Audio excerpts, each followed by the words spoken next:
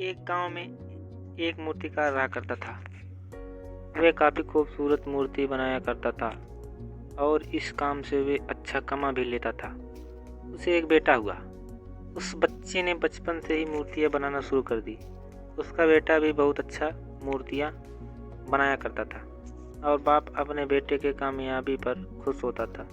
लेकिन हर बार बाप अपने बेटे के बनाए मूर्तियों पर कोई न कोई कमियां निकाल दिया करता था। उसका बाप कहता था, बहुत अच्छा मूर्ति बनाया है, लेकिन अगली बार इस कमी को दूर करने की कोशिश करना। इसके बाद बेटा भी कोई शिकायत नहीं करता।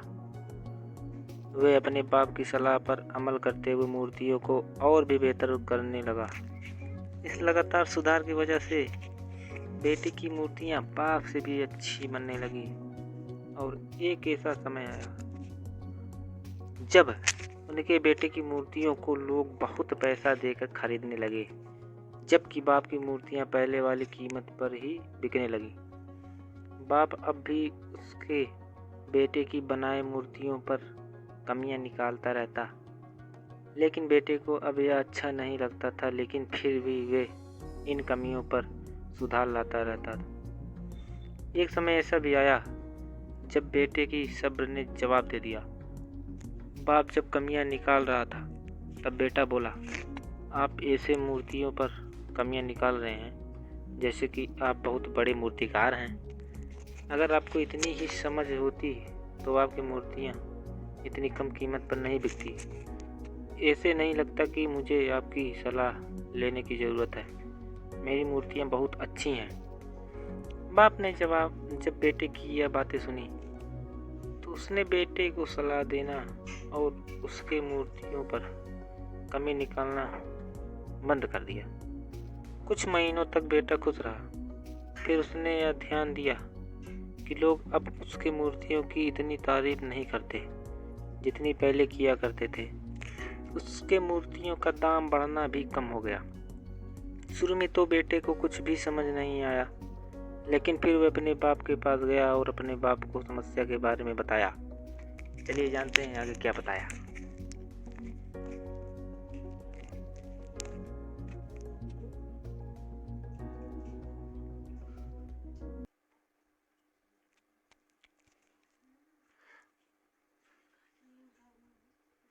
बाप ने बेटे को बहुत शांति से समझाया, जैसे कि उसे पहले से ही पता था कि एक दिन ऐसा भी आएगा।